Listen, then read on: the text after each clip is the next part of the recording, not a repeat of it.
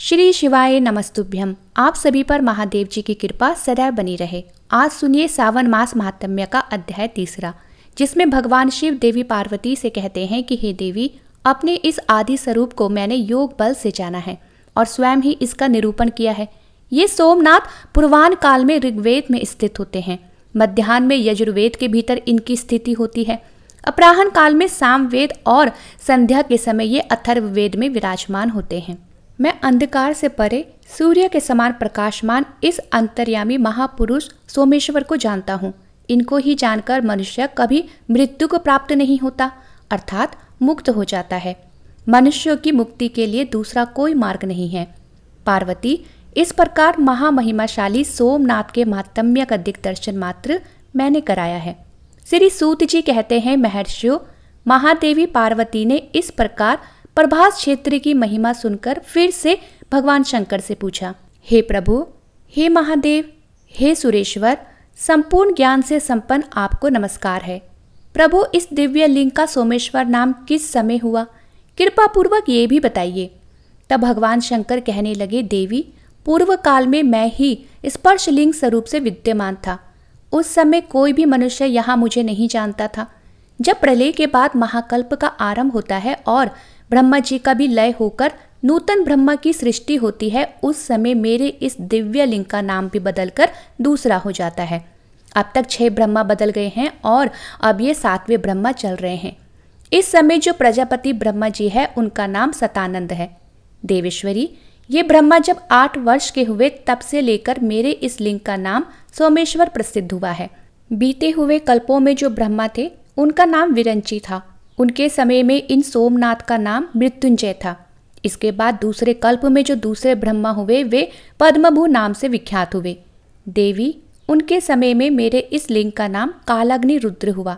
तीसरे ब्रह्मा की प्रसिद्धि स्वयंभू नाम से हुई है। उस समय सोमनाथ का नाम अमृतेश था। चौथे ब्रह्मा परमेष्टि नाम से विख्यात हुए। उस समय उनका नाम अनामय था। 5वें ब्रह्मा सुराज्येष्ठ नाम से विख्यात हुए। उस समय सोमेश्वर देव का नाम कृतिवास था। 6ठे ब्रह्मा का नाम हेमगर्भ था। उनके समय में सोमनाथ का नाम भैरवनाथ रखा गया था। ये जो 7वें ब्रह्मा हैं, सतानंद कहलाते हैं। इस समय मेरे इस लिंग का नाम सोमनाथ प्रसिद्ध हुआ है। इसके बाद आने वाले कल्प में 8वें ब्रह्मा चतुर्मुख नाम से विख्यात होंगे। उस समय सोमेश्वर देव का नाम प्राणनाथ होगा। इस तरह जो जो ब्रह्मा बीत जाते हैं और प्रलय के बाद पुनः जो नए ब्रह्मा उत्पन्न होते हैं, उनकी 8 वर्ष की आयु होने तक सोमेश्वर देव का एक नाम रहता है। उसके बाद वह बदल जाता है। इस प्रकार देवी, संक्षेप में मैंने तुम्हें सोमनाथ के नाम बताए हैं। तब देवी बोली, हे देवेश्वर, मनुष्य के ऊपर दया करने के लिए मैं भी आपके साथ बार बार प्रकट हुई हूँ। उस समय मेरे कौन कौन से नाम हुए हैं, कृपया ये भी बताइए। तब महादेव जी कहने लगे, आदि कल्प में तुम्हारा नाम जगन माता था, दूसरे में जगत द्योनी, तीसरे में सांभवी, चौथे में विश्वरूपिणी, 5वें में नंदनी, 6ठे में गणाम्बिका, 7वें में तुम्हारा नाम विभूति हुआ है। इसी प्रकार 8वें में शुभ्रू, 9वें में आनंदा, 10वें में वामलोचना, 11वें में वरारोहा, 12वें में सुमंगला, 13वें में महामाया, 14वें में अनंता, 15वें में भूत माता, 16वें में उत्तमा और 17वें कल्प में तुम्हारा नाम पितृकल्पा प्रसिद्ध हुआ है। इसके बाद तुम दक्ष कन्या सती के नाम से प्रसिद्ध हुई। उस समय दक्ष द्वारा अपमानित होने से तुमने अपना शरीर त्याग दिया।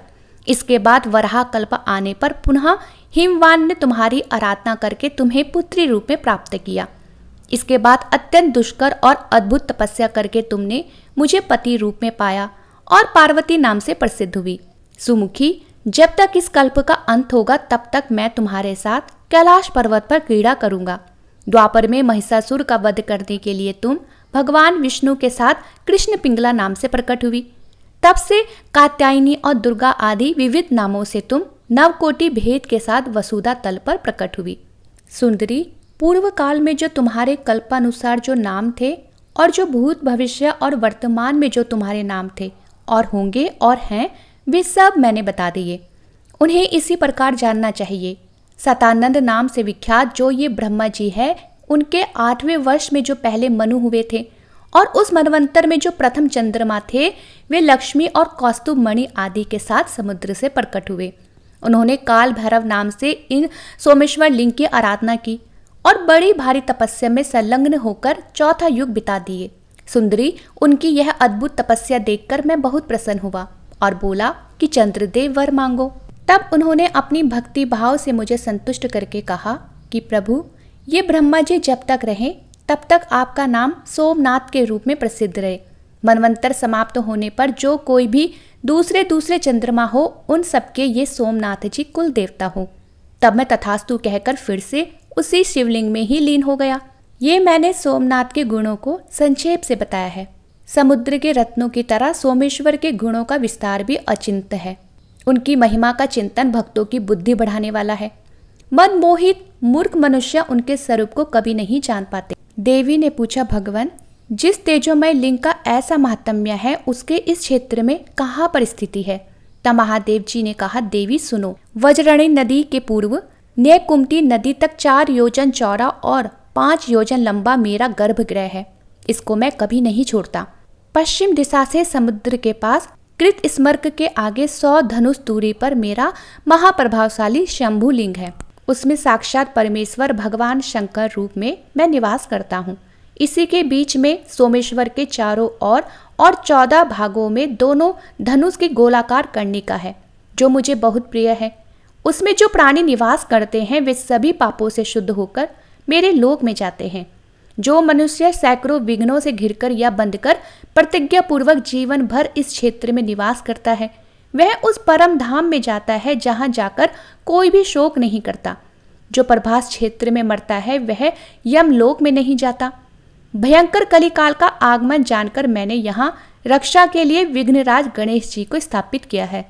ब्रह्मघाती, पातकी, ब्राह्मण द्वेषी, शिव भक्तों की निंदा करने वाले, सट, लोक शत्रु, गुरुद्रोही, तीर्थों और मंदिरों के कंठक रूप तथा पाप पराय निंदित पुरुष अगर इस क्षेत्र में आकर अपने प्राण त्यागते हैं तो वे 10,000 दिव्य वर्षों तक दासी पुत्र होते हैं। उसके बाद ब्रह्म राक्षस होते हैं, फिर हीन योनि अथवा पक्षियों की योनियों में जन्म लेते हैं। इसलिए पूरा प्रयास करके वहाँ कभी कोई पाप ना करे। अन्य स्थानों का पाप इस क्षेत्र में आकर नष्ट हो जाता है, लेकिन यहाँ का किया हुआ पाप पिशाच योनि और नरक में डालने वाला होता है। जो मनुष्य अपने मन को एकाग्र और संयमित रखकर इंद्रियों को अपने वश में करके मेरा ध्यान करते हुए यहाँ शतरुद्र का जप करते हैं वे निसंदेह शुद्ध हो जाते हैं। अगर कोई मनुष्य उत्तम प्रभात क्षेत्र को जाए तो उसे ऐसा प्रयास करना चाहिए जिससे वह फिर वहां से बाहर ही ना जाए। भूलोक में जो लिंग है उन सब में सोमनाथ मुझे विशेष प्रिय है। देवी, इस दिव्य लिंग में जो गुण है वो मुझे ही ज्ञात है। उसे मैं ही जानता हूँ, दूसरा कोई भी किसी भी प्रकार उन्हें जान ही नहीं सकता। जिस समय ना ब्रह्मा थे, ना भूमि थी, ना सूर्य थे और ना ये संपूर्ण जगत ही था, उस समय ब्रह्मा जी के प्रलय काल में ये दिव्य लिंग भाविनी वृत्ति का आश्रय लेकर अर्थात भविष्य में मुझे यहीं पर प्रकट होना है ऐसी भावना रखकर इस स्थान की रक्षा करता रहा। देवी, देव, मनुष्य आदि सब लोग तभी तक ही संसार में भ्रमण करते हैं जब तक कि मेरे स्वरूप भूत सोमनाथ को प्राप्त नहीं होते। ये प्रभास क्षेत्र मोक्ष धाम कहा गया है। इस प्रकार मैंने तुम्हारी जानकारी के लिए सोमनाथ के महान भाव का वर्णन किया है। जो मनुष्य सदा इसका पाठ करेंगे वे मुझ चंद्रमौली शिव के धाम में जाएंगे। देवी, जो भक्तजन सोमेश्वर देव की शरण में जाते हैं वे इस भयंकर संसार चक्र में फिर कभी नहीं भटकते। आज का महात्म्य समाप्त हुआ। यदि आपको वीडियो पसंद आई हो तो वीडियो को लाइक, शेयर और चैनल को सब्सक्राइब करना ना भूलिएगा।